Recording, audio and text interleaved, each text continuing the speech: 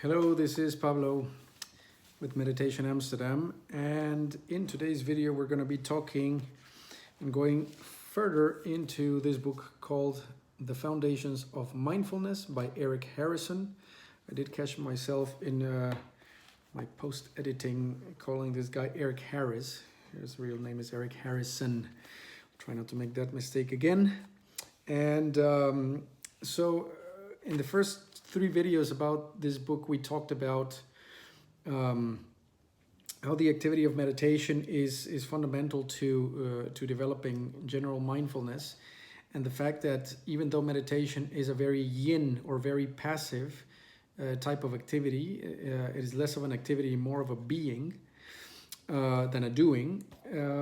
It within itself, it carries still yin and yang qualities, with the yang quality being focus, which is directed and linear, and then monitoring, which is this guarding awareness and guarding the periphery, which is more yin, more circular and more allowing in its nature, and how keeping both these qualities while we meditate is quite important to developing overall mindfulness and cultivating our mind.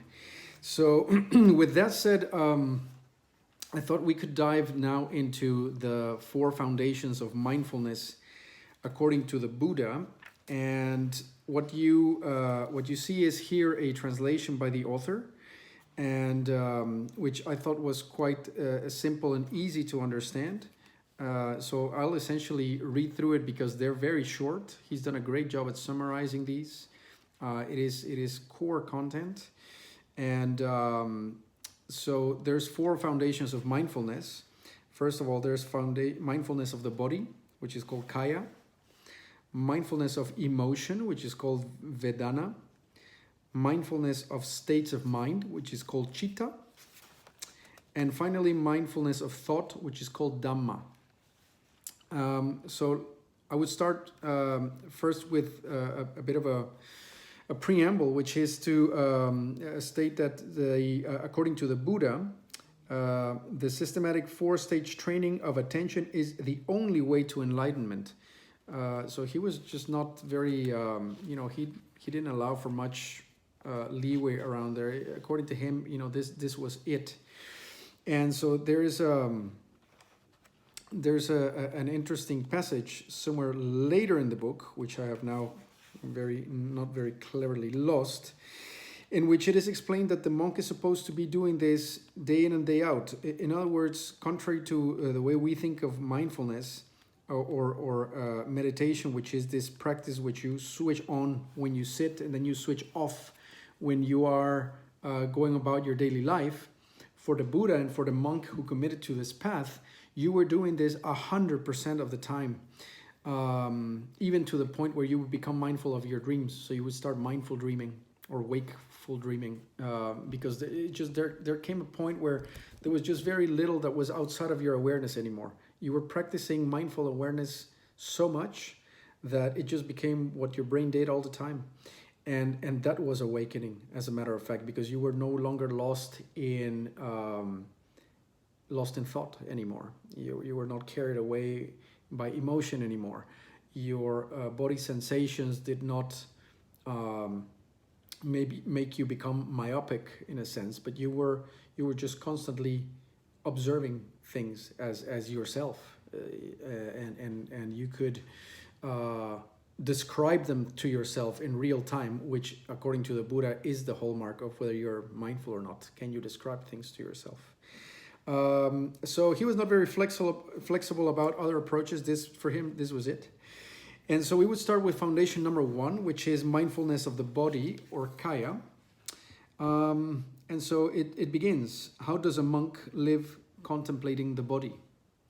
He goes to the forest, to the foot of a tree, or to an empty hut. He sits down, cross-legged, holds his body erect. We've been talking about posture as an important thing.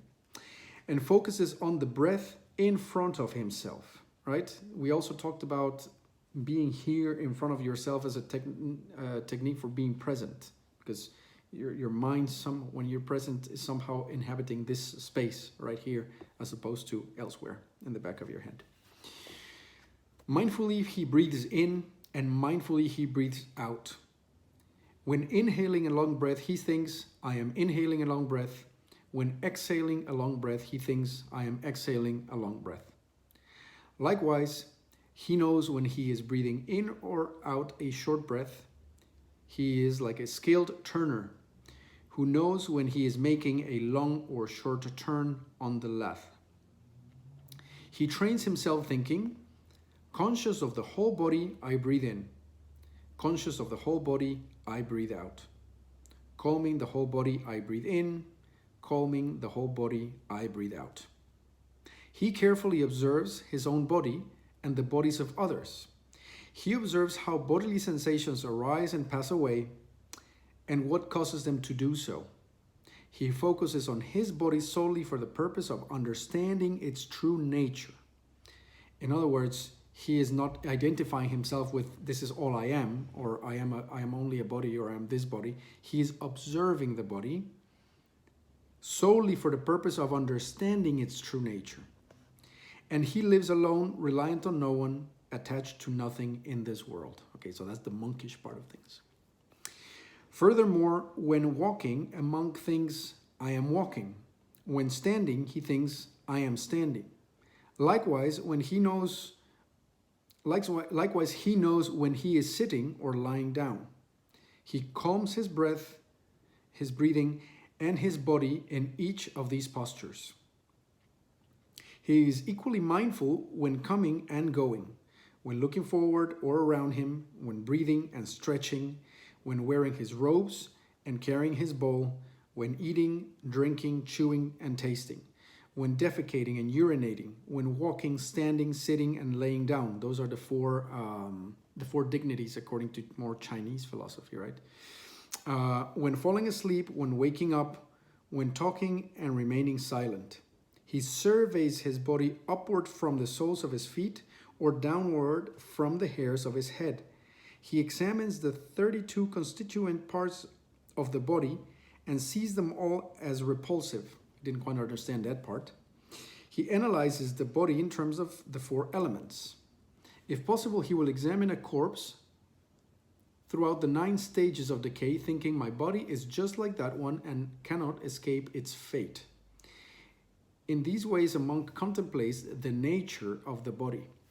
That last part about contemplating the decaying of a corpse, the author explains how he shortened that translation quite a lot, and apparently the Buddha dwells in some of these topics a lot more, probably trying to really drive home the part about meditations on your own mortality, in order to gain more vividness of the present moment, and in order not to postpone happiness in the future, for fulfillment in a future that never really quite arrives. Now there's a lot to say here, but to begin with, it is quite clear that this is not a pastime for the Buddha or for the monk who commits into this path, but rather you are doing formal sitting meditation in order to acquire a certain quality and to understand it, and then to begin applying it 100% of the time throughout your day. Since I've started meditating, I've noticed that quality growing in day-to-day life. But it is not something that comes easy, and it's not something that comes natural either, but it's something that must be cultivated. So more and more, I could claim that my day now is spent on something like 50 to 60% mindful awareness versus being lost. Some days I'm doing really, really well. Some days it could be 80%, as a matter of fact, maybe even more than that. Some days it's more like 30%. But even that as a floor is way, way more. Orders of magnitude more than I was 5 years ago. And compared to someone who doesn't meditate at all, or who tries to apply mindful awareness at every single moment, it's a lot more. And the beauty about it is that, in my opinion, your degree of mindful awareness at any given moment dictates your degree of actual free will, as a matter of fact, as opposed to moving through the world like this automaton was just taking input and then reacting, as opposed to responding with choice and with quality and with a skillful action. And so I mean, that's super important, because in a sense, when you start to meditate and when you begin to apply mindful awareness, in this case of the body, you are in a sense sort of earning your own freedom. It's not an exaggeration to say that that is the case. So now it begins with the body, because as with any method of cultivation, it has to begin with something that is simple and tangible, right? The yoga method does not begin with meditation or with the with these more subtle states of mind. It begins with asana, which is postures. I mean, if we say that an asana involves stretching your arms in a certain way, it's simple for us to understand that, and then tuck your tailbone and breathe with a certain tempo. Those are things that are gross and simple enough so that we can replicate them. And so it's no mistake that the foundations of mindfulness also have different levels, and that mindfulness of the body is more foundational, if you pardon the pun, than the ones that come later. You begin with mindfulness of the body and the sensations in the body, right? So it's very important also not to conceptualize this, because now you're back again in your head and you are not in the now and in reality. And so what you're trying to do, and very often I've taken now to mindful showering, for example, amongst many other mindful things that I try to do during the day.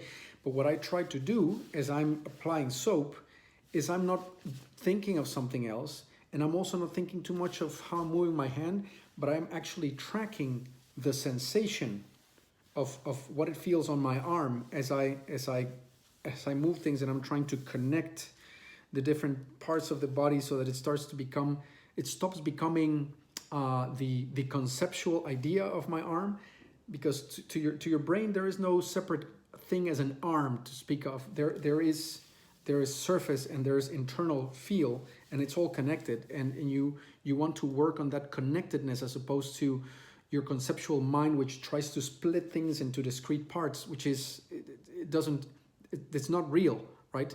There is no such thing as an arm, other than in your head as a useful concept to make a certain separation. But in reality, in sensory reality, it is there. There's a continuum between your arm and your shoulder and your chest. We separate those things where we know certain muscles end and whatever, but it's a conceptual separation, right? So so what you're trying to do when you apply mindfulness of the body is you're trying to go as deeply as possible, as connected as possible, and as all-encompassing as possible into the sensations in your body. You're going to notice just how difficult, if not almost impossible, it is to feel the sensations across your entire body at the same time. What you'll manage to do typically is you'll be able to feel the palms of your hands, your lips and face, maybe your feet. But you're going to notice that there are huge patches of just like no sensitivity, no way to direct your attention to certain sensations, such as in the torso, for example, or in your back, your thighs, your calves, sometimes your hips. These tend to be dead areas, and it's not uncommon, but it's also not a coincidence, because hands and lips are by far the most sensitive areas of your body. You can detect enormous amount of temperature variation, surface, and detail with these areas, especially fingertips. So in this area in your brain, which is your sensory cortex, which detects sensation, the area of your brain that is occupied by sensory feel of your fingertips and lips is huge compared to say the torso. Like the whole torso might be the same as like a couple of fingertips or something like that. I'm making this up, by the way, don't quote me on this, but you get the point. There's a very there's a lot of disparity. There's no way that you could detect a temperature shift or the granularity of a surface with your mid-ab in the way you do it with your index, right? It's just like it's not possible, and the same goes for your lips. And if you're curious about how this works, or what that proportion is, there's been people who created what's called the homunculus. And the homunculus, it's like a cartoonish version of the body of a person, and how it would look if it was proportionally mapped to the sensitivity in your different areas of your body. And so, of course, it has this dude with a big mouth and huge hands and everything else. The torso is tiny and so on. So that homunculus lives here, right? Now, what you're trying to do with this mindfulness of the body is that is your gateway into being aware of the now, and to being into becoming mindful, is to start to monitor the sensations in your body at all time in terms of pressure, temperature, sort of surface rubbing, and the texture of the textiles that you're wearing, for example, and also movement. So it can be on the surface level, but it can also be inside, right? Tension, for example, of muscles, very important. If you want to release you can't release a muscle unless you know and you are aware enough to know that there is tension, right? Most of us live with tension without knowing that the tension is there. But in order to release it, you need to come into touch with your bodily sensations and monitor them at all times. So very important. And there is an added benefit to mindfulness, or ongoing mindfulness of the body, which is that you can also work on always making sure that you are relaxed, and that you have a relaxed, open, and semi-friendly / dominant posture that puts your brain into a certain mood. As I'm recording this video, I just started to read Jordan Peterson's 12 Rules for Life. I really like the guy. I love his way of thinking, his openness. Here's someone who clearly really cares, and who's very smart, and I'm such a fan. I don't agree with him on everything, but I'm reading the first rule, or I was reading the first rule this morning, which is stand up straight with your shoulders back. And the entire point of doing that is to communicate to your psyche, to your whole system, that you are present, and that you are high in the dominance hierarchy, which starts to create serotonin in your brain, and puts you in a great mood. And we've spoken about posture before, and it's important for meditation, and also what do you call it, the expression that you keep in your face, as such crucial things to keep a constant mindful eye on, because it's the way you're carrying yourself. It's creates a feedback loop with the way you feel, and so it's so important to be mindful of your body at all times, lest it takes you in a silly direction, and suddenly you start feeling crappy and you don't know why, and it's because suddenly you are sort of hunching away. Big point to be made. Now we get into the finger waggy mode, into like, don't do this. Is, notice how people are sitting all the time, hunching away with their neck down, their entire demeanor is down while they're looking at their bloody phone. Okay, stop that. If you want to look at your phone, which I do occasionally during the day, just hold it up and just go like this, But don't lose this.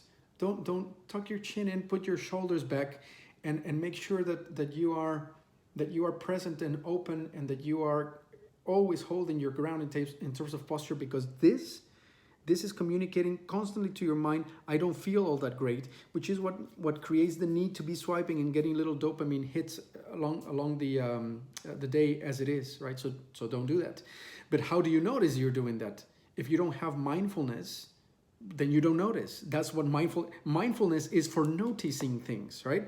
The entire method of the Buddha is so that you would notice things, be able to assess their true nature, have some kind of discernment about them, and then, if necessary, change direction.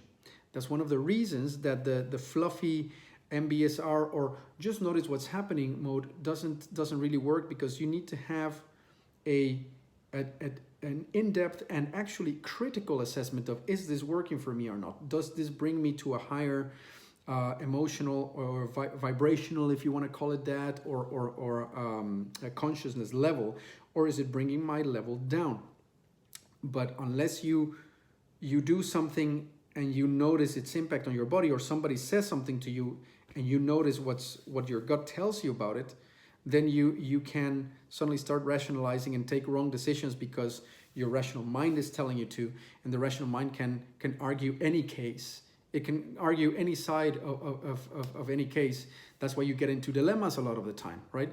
You get into indecision or whatever because you're not listening to the answer that's already known by your system. Your system will resist certain directions. It will feel good towards others, and is not feel good as in what would you call it? Quick, dirty gratification, but the more sort of fulfillment type of feel good.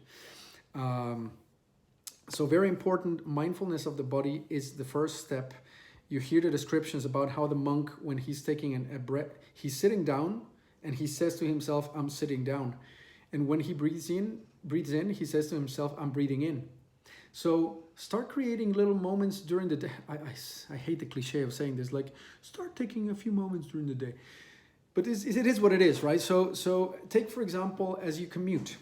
Now, as I'm going down the metro, I use the walking down the electric stairs for mindful walking, and I use the walking on the platform of the metro for mindful walking again.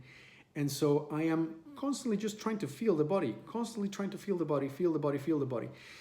Those would typically be dead moments in the day that are kind of in between, where you're just mind wandering. But that's sapping your life away, because that's like life is happening there. You think of life as like these big events that happen, when you get to that place or whatever. But while you are commuting or doing the whatnot, even the laundry or whatever, that's like your life is happening at that moment, right? And it's as important and as delicious and interesting as you make it. But if it's just like, oh, I'm just getting there, like then a third of your life or even more will be gone without you having any appreciation for it. So instead of mind wandering in these dead space moments where you are just sitting in the metro commuting and then you pull out your phone, you're pulling out your phone because you have nothing to do, and then your brain is starting to go like, gimme. So instead of that, well, give it something. Give it mindfulness of the body. Give it the task to try and discern what the soles of your feet feel like at that moment. And can you feel the breath as it expands inside your shirt, for example, right? Could you focus on your left pinky and just feel what it is like to have a left pinky? There's a sense of aliveness there that tells you it exists.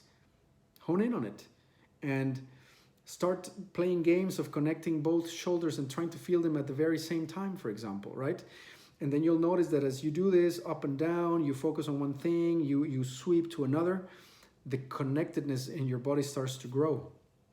And you are able to then swipe, which is very difficult at first. Like I really challenge you, if you've never done this, to swipe your awareness of what it feels like to have a cheek and then a neck and then down to your chest and stuff without having ever done it before.